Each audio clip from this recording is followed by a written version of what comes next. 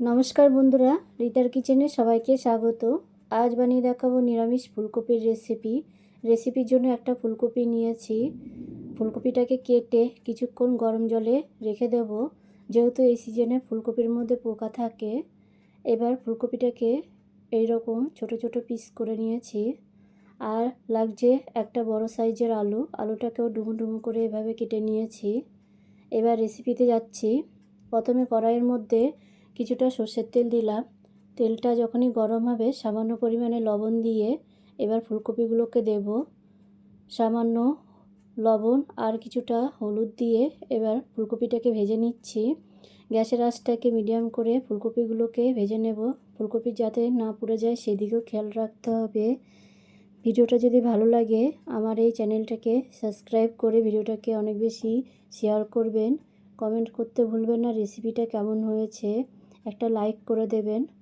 আপনাদের একটা লাইক ও একটা সাবস্ক্রাইব আমাকে অনেক দূর এগিয়ে নিয়ে যাবে, নতুন নতুন ভিডিও আপলোড করতে অনেক বেশি উৎসাহিত করবে। তাই বারবার বলছি, চ্যানেলটাকে প্লিজ সাবস্ক্রাইব করে ভিডিওটাকে লাইক করে দেবেন।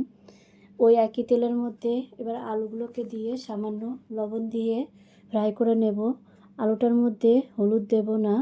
এই রকম যখনই ফ্রাই হবে তখনই তুলে নিচ্ছি।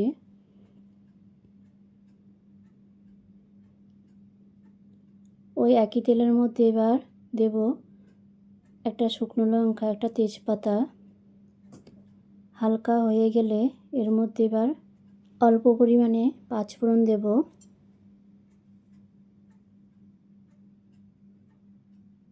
যখনই পাঁচফোড়নটা হালকা হবে তখনই অল্প পরিমাণে এখানে গোটা গরম মশলা দিচ্ছি। এলাচ দিয়েছি, একটা লং আর সাই জিরা দিয়েছি।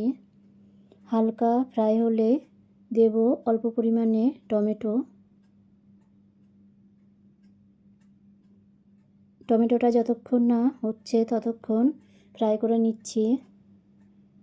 নিরামিষ দিনে আলু ফুলকপির এই রেসিপিটা খেতে অসাধারণ। যে কেউ করে নিতে পারবে, খুবই কম টাইমের মধ্যে রেসিপিটা হয়ে যায়। আর রুটি, পরোটা, ভাত বা লুচির সাথে খেতে অসাধারণ লাগে। ট্রাই করে দেখবেন। এখানে টমেটোটা হয়ে গেছে। অন্যদিকে এক টুকরো আদা আর 2 চামচ জিরেকে পেস্ট করে নিয়েছি, সেটা দিচ্ছি। যখনই মশলাটা দিলাম তখনই গ্যাসের আঁচটাকে একবারে লো করে দেব। মশলাটার কাঁচা ভাবটা যতক্ষণ না যাবে মশলাটাকে কষিয়ে নেব। কিছুটা পরিমাণে ধনের গুঁড়ো দিচ্ছি। হলুদের গুঁড়ো দিচ্ছি 2 চামচ। দেব অল্প পরিমাণে লঙ্কার গুঁড়ো। এবার মশলাটাকে কিছুক্ষণ কষিয়ে নিচ্ছি। মশলা থেকে যতক্ষণ না কাঁচা ভাবটা যাবে ততক্ষণ এভাবে কষিয়ে নিতে হবে। এখানে মশলা থেকে তেল ছেড়ে গেছে। এবার আলুগুলোকে দেব। আরও 2 মিনিট ধরে মশলার সাথে আলুগুলোকে কষিয়ে নেব।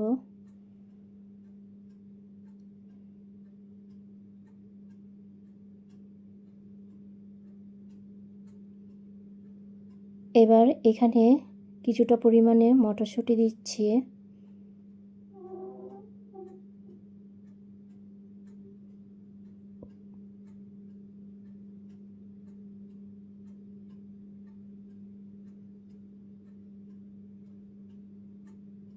গ্রেভিটা যেহেতু বেশি রাখবো না, তাই জলের পরিমাণটা এখানে 1.5 বাটি জল দিচ্ছি।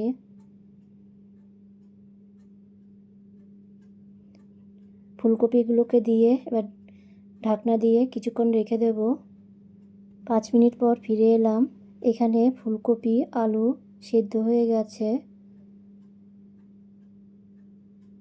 সবার শেষে সামান্য পরিমাণে গরম মশলা দিয়ে নামিয়ে নিলেই তৈরি হয়ে যাবে আলু ফুলকপি রেসিপি। আপনারা চাইলে এখানে সামান্য পরিমাণে ঘিও শেষে অ্যাড করতে পারেন।